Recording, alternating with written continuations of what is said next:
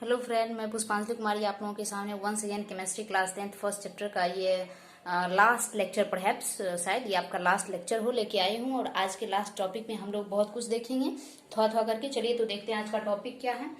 आज के टॉपिक में हम लोग देखेंगे ज्वाला। ज्वाला यानी फ्लेम, इसको इंग्लिश में फ्लेम कहते हैं। तो पहले समझ लेते हैं कि ज्वाला होता क्या है।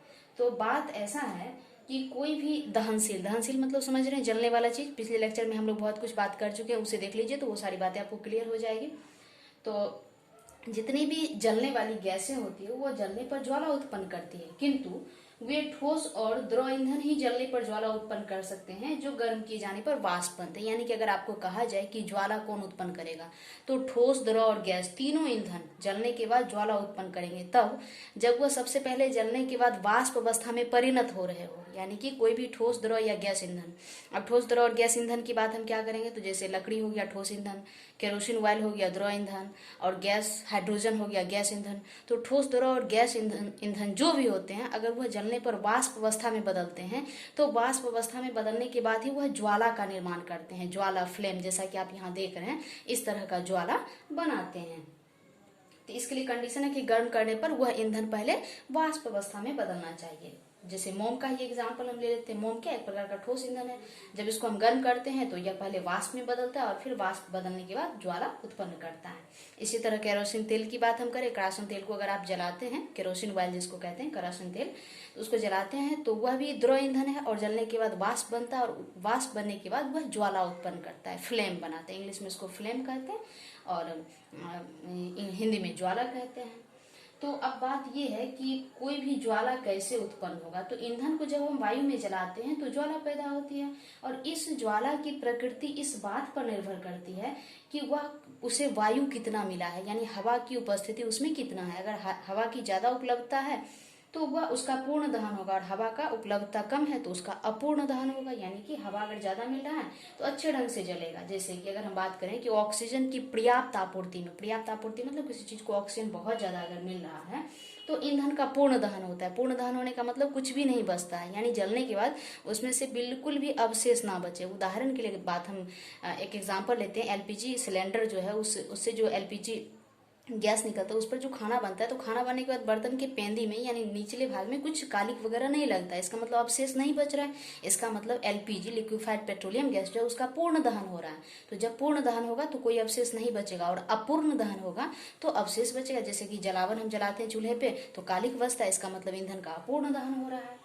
तो अगर ईंधन का पूर्ण दहन होता है तो पूर्ण दहन होता है तो उसमें ज्वाला का निर्माण होता है, और ज्वाला का रंग नीला होता है। जैसे कि गैस सिलेंडर जो हम जलाते हैं खाना बनाने के लिए, तो उसमें जो ज्वाला उत्पन्न होता है, फ्लेम उत्पन्न होता है, उसका कलर नीला रंग का होता है। नीला इसलिए होता है क्योंकि उससे वह वायु की पर्याप्त आपूर्ति में गैस जल रहा होता है, उसे वायु बहुत ज्यादा मात्रा में मिलता है। तो उसमें ज्वाला तो होता नहीं है, उसमें हम ये समझ सकते हैं कि बस नीले रंग की लौ एक होती है उसकी।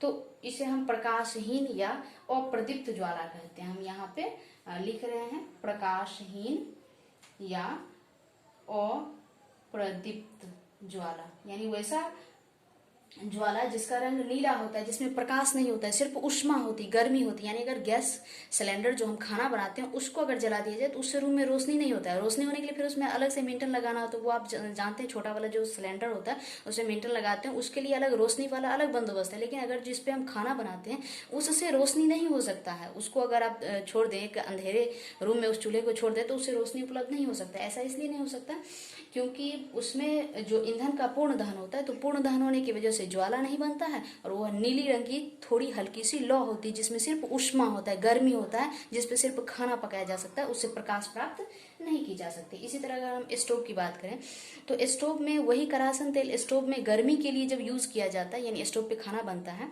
तो उसका ज्वाला जो होता है वह नीले रंग का होता है।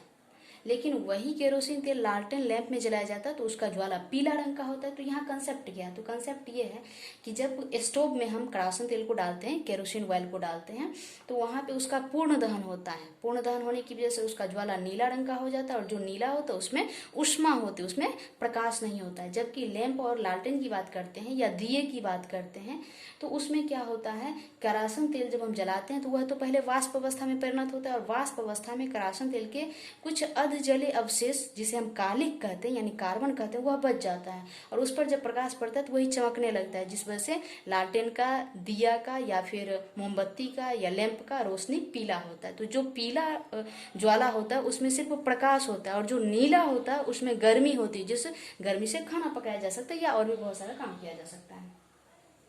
इसके अलावा ऑक्सीजन की अपर्याप्त आपूर्ति में तो अभी हम बात कर रहे थे कि जिसमें ज्वाला उत्पन्न नहीं होता, जैसे गैस सिलेंडर से जो नीली लौ निकलती है या स्टोव से जो नीली लौ निकलती है उसको हम ज्वाला नहीं कह सकते हैं। तो वैसे ईंधन जो जलने के बाद ज्वाला उत्पन्न नहीं कर सकते हैं तो इस ज्वाला या फिर हम ये कह सकते हैं कि पीले रंग का प्रकाश उससे निकलता है, नीले रंग का प्रकाश निकलता है। तो नीले रंग वाला जो होता है उसे अप्रदीप्त कहते हैं या प्रकाशहीन कहते हैं, जबकि जिससे पीले रंग का प्रकाश निकलता है उसे प्रदीप्त कहते हैं, प्रदीप्त कहते हैं। इसको इंग्लिश में ल्यूमिनस कहा जाता है या फिर इसको प्रकाशमान कहा जाता है। ये बातें आपको समझ में आ गई होगी। इसके अलावा आज हम चर्चा करेंगे मोमबत्ती की ज्वाला पर। तो चलिए मोमबत्ती की ज्वाला आप देख रहे हैं, ये रहा एक मोमबत्ती, मान लेते हैं, सपोज कर लेते हैं, मुझे अच्छी ड्राइंग नहीं आती फिर भी आप इतना तो समझ ही सकते हैं। तो मोमबत्ती की ज्वाला को 3 भाग में हम बांट दिए। सबसे बीच वाला यानी अंदर वाला जो है उसको केंद्रीय मंडल कहा जाता है मोमबत्ती की ज्वाला में। तो केंद्रीय मंडल जो होता है यहाँ यह नीला होता है, इसमें जो प्रकाश दिखता है हमें वो नीला होता है और इसमें ऐसा इसलिए होता है क्योंकि इसमें बिना जले हुए मोम के वाष्प होते हैं। यहाँ तक ऑक्सीजन तो पहुंच पाता नहीं है, यह बत्ती को घेरे रखता है चारों तरफ से। इसमें दहन की क्रिया नहीं होती है क्योंकि बाहर का हवा इसको मिल नहीं रहा है, क्योंकि यहाँ पे ऑक्सीजन का संपर्क नहीं हो पाता। इसलिए इस भाग को यानी सबसे बीच वाला भाग जो केंद्रीय मंडल है इसको अदहन का क्षेत्र कहा जाता है। और ज्वाला के इस क्षेत्र का ताप टेम्परेचर भी बहुत कम होता है। देखा होगा बचपन में आप लोगों ने लौ के बीच उंगली ऐसे ऐसे कर लेते हैं। लालटेन, मोमबत्ती, दीप, कोई भी चीज हो प्रकाश वाला ज्वाला जिसमें होता है उसके अंदर बीच वाले भाग में अगर आप माचिस की तीली ले जाएं या फिर अपनी उंगली को भी ले जाएं तो वहां पे जलता नहीं है, ऐसे ये प्रयोग करना नहीं है। लेकिन माचिस की तीली ले जाकर अगर आप यहाँ बीच में केंद्रीय मंडल में डालें तो माचिस की तीली नहीं जलेगी। इसलिए नहीं जलेगी क्योंकि यहाँ पे उष्मा होता ही नहीं, गर्मी होता ही नहीं, यहाँ पे दहन की क्रिया नहीं होती है। इसलिए यह मंडल जो होता है वह ठंडा मंडल होता है, यानी इस क्षेत्र का ताप सबसे कम होता है। अब दूसरा हम इसके जस्ट ऊपर का जो लेयर है उसको हम कहते हैं प्रकाशमान मंडल। ये आप देख रहे हैं, ये ऊपर वाला जो लेयर है इसको प्रकाशमान मंडल कहते हैं। ऐसा क्यों? तो इसमें ऑक्सीजन बहुत ज्यादा इसको मिलता है, पर्याप्त आपूर्ति होती है, जिस वजह से मोम का वाष्प जो होता है वो अच्छे ढंग से नहीं कर सकते। मोम के वाष्प का अपूर्ण दहन, क्योंकि बाहर वाला लेयर जो है उसको सबसे ज्यादा ऑक्सीजन मिलेगा और बाहर से पहले यह लेयर आ रहा है। ये लेयर जो बीच वाला लेयर, तीसरा लेयर जिसको आप कह सकते हैं, वह लेयर जो है उसको प्रकाशमान मंडल कहते हैं, क्योंकि इसमें भी बिना जले हुए मोम के वाष्प होते हैं जो कार्बन के सूक्ष्म कण होते हैं। कार्बन मतलब कालिक, और यह ज्वाला का सबसे बड़ा भाग होता है, बीच वाला भाग। इसमें से पीला प्रकाश निकलता है और सबसे बाहर वाला भाग जो होता है उस भाग में मोम का वाष्प का पूर्ण दहन होता है। तो जब पूर्ण दहन होगा तो उसमें तो प्रकाश उत्पन्न होगा नहीं, क्योंकि अभी हम बात कर किए थे कि ये गैस सिलेंडर जलाते हैं उससे जो फ्लेम निकलता है, ज्वाला निकलता है जिसपे हम खाना बनाते हैं, उसकी लौ जो होती है वह नीली लौ होती है। उसी तरह से बाहर वाला जो मंडल होता है जिसको प्रकाशहीन मंडल कहते हैं, नॉन ल्यूमिनस जोन कहते हैं, इस भाग में मोम का वाष्प का पूर्ण दहन होता है और इसमें ऑक्सीजन की पर्याप्त आपूर्ति होती है। इसलिए यह ज्वाला का सबसे गर्म भाग, सबसे बाहरी भाग सबसे गर्म भाग और सबसे भीतरी भाग सबसे ठंडा भाग, और बीच वाला भाग होता है वो प्रकाशमान, यानी उससे ही मोमबत्ती में लाइट प्रकाश निकलती है, जिस वजह से मोमबत्ती जलाते हैं प्रकाश के लिए। तो ये टॉपिक आपका ज्वाला था। चलिए अब आगे के टॉपिक हम देखते हैं एलपीजी, लिक्विफाइड पेट्रोलियम गैस की बात हम करते हैं। एलपीजी क्या है? इसको हम कहते हैं लिक्विफाइड पेट्रोलियम गैस, शॉर्ट में इसको कहते हैं LPG. L for liquefied, P for petroleum और जी फॉर गैस। तो एक्चुअली ये होता है क्या, ये 3 गैसों का मिश्रण होता है। इसमें होते हैं C4H10 जिसको हम बोलते हैं ब्यूटेन, उसके अलावा C2H6 इसको कहते हैं एथेन, और C3H8 इसे कहते हैं हम प्रोपेन। तो ये एथेन, प्रोपेन और ब्यूटेन, इन 4 गैसों का मिश्रण होता है, जिसमें मुख्यतः ब्यूटेन ही होता है। यानी ब्यूटेन का 2 रूप, एक नॉर्मल ब्यूटेन और दूसरा आइसोब्यूटेन, ये दोनों ब्यूटेन एलपीजी में ज्यादा मात्रा में मौजूद होता है। तो यह तो बहुत अच्छा ईंधन होता है और इसमें क्या होता है, इन तीनों गैस पर दाब डालकर इसको द्रव अवस्था में बदल दिया जाता है और फिर इसको सिलेंडर में बहुत ज्यादा प्रेशर पे, उच्च दाब पर भर दिया जाता है, जिस वजह से आप सिलेंडर को हिलाते हैं तो लगता है कि उसके अंदर पानी भरा हुआ है। ऐसा इसलिए होता है क्योंकि इन तीनों गैस को बहुत ज्यादा दाब डालकर द्रव अवस्था में परिणत कर दिया जाता है और फिर उस द्रव को सिलेंडर में भर दिया जाता है।